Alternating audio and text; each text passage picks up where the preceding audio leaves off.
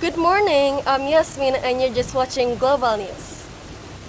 We have interrupted our scheduled programming to coverage of a major unfolding tragedy in our city.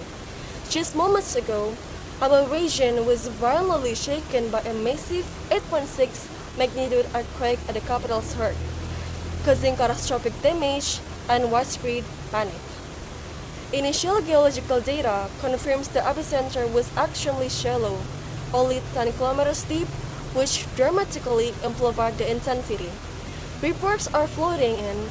We have confirmed visual of at least 3 major commercial and residential buildings partially or fully collapsed. Furthermore, there are multiple unconfirmed reports and ruptured gas lines in industrial sections, posing a serious threat of secondary fires. Emergency search and rescue teams are struggling to navigate the red rock debris blocking key routes. We can confirm that critical communication infrastructure, mobile phone service and internet is patchy and unreliable, severely challenging coordinate rescue efforts. The Mayor's office has announced a level 3 national disaster alert. The core message is urgent. Stay away from the coast and immediately seek open, publicly designated safe zones. Let's go straight live now to our reporter Azwa, who is near the site of the most significant structural collapses. Azwa, the experience are threatening. Can you describe the real situation and the actual human experience on the ground right now? Yasmin, it is absolutely devastation here. I'm positioned just on the edge of what was a busy street. It's now a nightmarish landscape, a sprawling mass of twisted metal, broken concrete, and thick, choking dust. The noise when the main tremor struck was a deafening, grinding, earth-shattering roar, followed quickly by the screams. We are witnessing a steady stream of desert and terrified people struggling out. Many are visibly hurt, all of them covered head to toe in the fine gray dust of collapsed buildings. And there is it, Yasmin, another significant aftershock. Oh, the ground is still moving under my feet. We must reiterate the warning. The danger is absolutely not over. I'm here now with Miss Diva, who was inside her apartment on the fourth floor when the shaking began. Miss Diva, this is an unimaginably difficult time. Can you share your experience? What were those first few feels like? I truly thought it was the end for us. Not just an earthquake, but the end. The apartment started shaking. It was sudden, bone-breaking banging.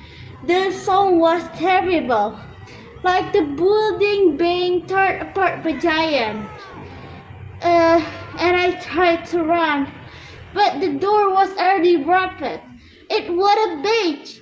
Everything was failing. Bookshelf, heavy lamps, glass shattered everywhere, and the ceiling in hallway started to crack.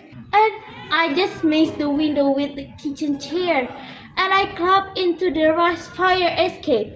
My hands are still burning and bleeding from the sharp of window, and I didn't notice until it has well. When we finally hit the ground, the whole street was a scene from a nightmare. People were screaming. The tall apartment right the next door just collapsed, not slowly, but in one terrifying second. It sounded like a massive funnel partnership. She was shaking so badly.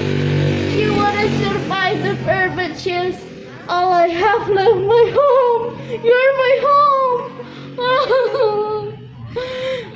And my photos, everything I own.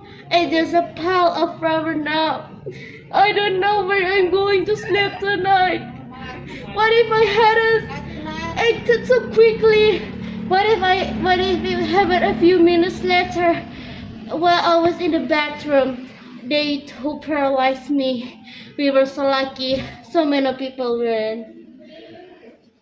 Mashallah, your quick thinking saved your life, Miss Diva.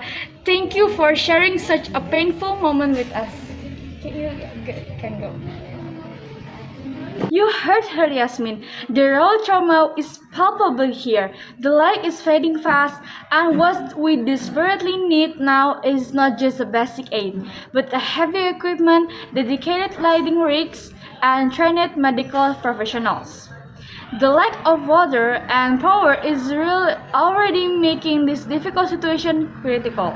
The good news is we are finally hearing the heavy sirens getting closer. The search and rescue teams are breaking through the traffic jams.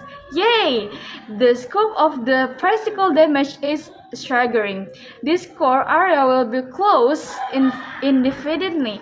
It will take weeks to even begin to clean up. This is Azwa reporting live from the disaster zone, where the human cause of this earthquake is becoming tragically clear. Back to you, Yasmin, in the studio. Thank you as well for the powerful and courageous report. The stories are heartbreaking, but Miss Diva's testimony truly highlights the bravery and resilience we are seeing. We can confirm that the first wave of national rescue teams are now active at the three separate collapse sites, deploying advancement equipment. Their primary objective is to locate and extract anyone trapped. We must repeat the official advisory: do not attempt to or re-enter your homes until they have been officially inspected and cleared by structural engineers. Please gather immediately in the designated safe zones, schools, parks, and major stadiums, where aid is being coordinated. Use battery-powered radios for official, reliable updates as the phone network is unstable. Our hearts go out to everyone tonight who is facing fear, who has lost a loved one or lost their home. The city is strong. We will face and overcome this challenge together. We will continue to bring you non-stop new coverage throughout the night as the crucial operations investigate. This has been Yasmin on Global News. Please stay safe with us for continuous updates. Stay safe, be strong, and good night.